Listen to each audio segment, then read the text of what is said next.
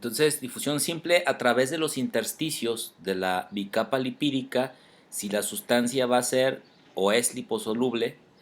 y a través de los canales acuosos, que es igual que los canales proteicos, que penetran en todo el grosor de la bicapa, y a través de las proteínas transportadoras. Vuelvo a insistir, esto que son glucolípidos o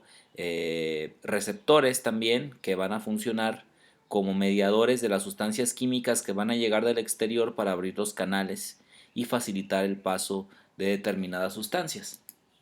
Entonces, fíjense que hay sustancias que son ya por naturaleza más liposolubles que otras, entonces entre ellas vamos a incluir al oxígeno, el nitrógeno, el anhídrido carbónico, que en este caso un análogo del anhídrido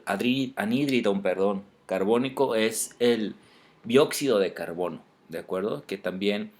si ustedes recuerdan el mecanismo de respiración celular, el ciclo de Krebs, uno de los elementos finales de desecho, por así decirlo, son justamente el dióxido de carbono. Entonces, al dióxido de carbono se le considera también como un anhídrido carbónico. A otro, eh,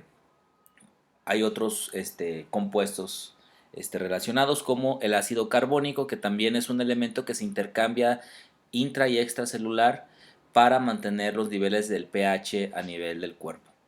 Entonces, y los alcoholes también son liposolubles. De modo que todas estas sustancias van a poder disolverse directamente en la capa lipídica, como dice aquí. Entonces, hay otras moléculas que son insolubles en lípidos, pero solubles en agua, y pueden atravesar los poros proteicos o los canales proteicos de la misma manera que las moléculas de agua. Esto, como dijimos, si son hidrosolubles y si tienen un tamaño lo suficientemente pequeño para pasar. Entonces,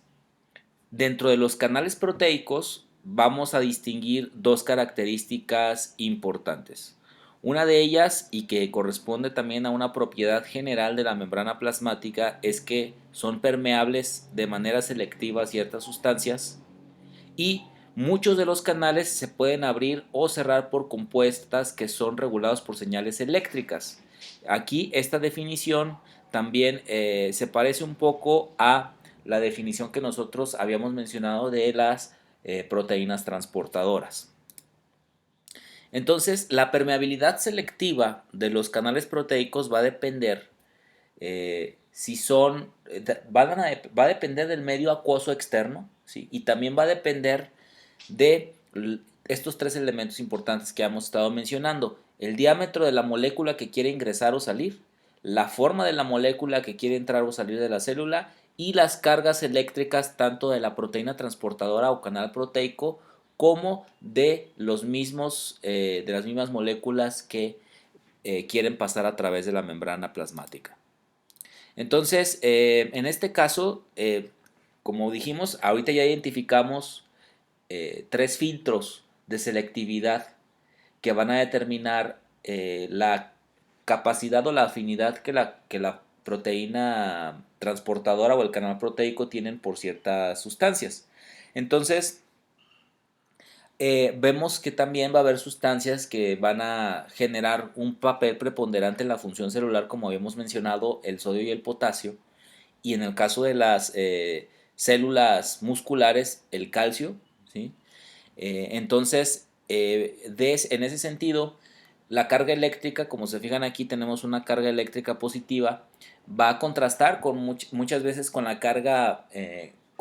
negativa de los canales proteicos, y nosotros sabemos que cargas opuestas se van a atraer, y por lo tanto un catión como lo es el sodio, pues va a tener una mayor afinidad por un canal proteico que tenga una carga eléctrica negativa. Entonces, un ejemplo de esto, lo que habíamos dicho, los canales de sodio, que son muy selectivos para las características químicas del sodio, para el voltaje del sodio y para el tamaño del sodio. Entonces, en estos canales hay una carga negativa muy importante, la cual va a estar dada por los mismos aminoácidos que componen las proteínas transportadoras y que van a recubrir sus paredes. Entonces, fíjense aquí,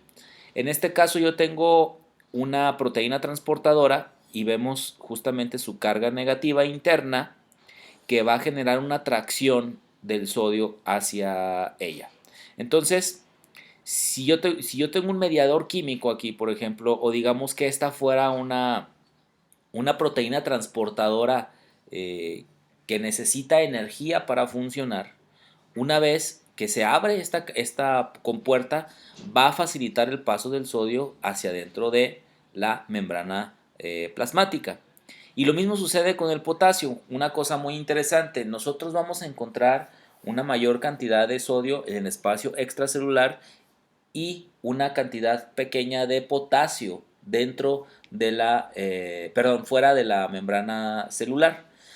El potasio es muy abundante en el espacio intracelular y es uno de los elementos que ayudan a que se mantenga justamente la homeostasis de la carga eléctrica normal de la célula, ¿sí? Ahora, la célula en reposo tiene una carga eléctrica interna predominantemente negativa, ligeramente más negativo que el espacio extracelular. Esa ligera carga negativa hace pues que exista efectivamente atracción de distintos iones que están en el espacio extracelular y que tengamos este intercambio constante de sustancias entre un medio externo y el medio interno. Entonces fíjense aquí, cuando yo tengo una activación de los canales por voltaje, es decir, cuando existe ya sea un potencial de acción, es decir, un impulso eléctrico externo que me abra las compuertas, ¿sí? Principalmente eso, lo que voy a generar es, voy a abrir el canal e inmediatamente lo que va a empezar a suceder es la difusión del sodio hacia dentro de la membrana plasmática y con ello, poco a poco, se va generando un cambio de polaridad, es decir, en la medida en que yo voy entrando o que yo voy facilitando la entrada de sodio hacia el espacio intracelular, esta célula que en un estado de reposo se encontraba en una polaridad negativa, se va haciendo positiva progresivamente, hasta que llega a un punto de no retorno en donde termina por ejecutar la función. ¿Sí? Esa es una de las características o de las cosas muy importantes pues, que tienen también el hecho de intercambio de sustancias de la célula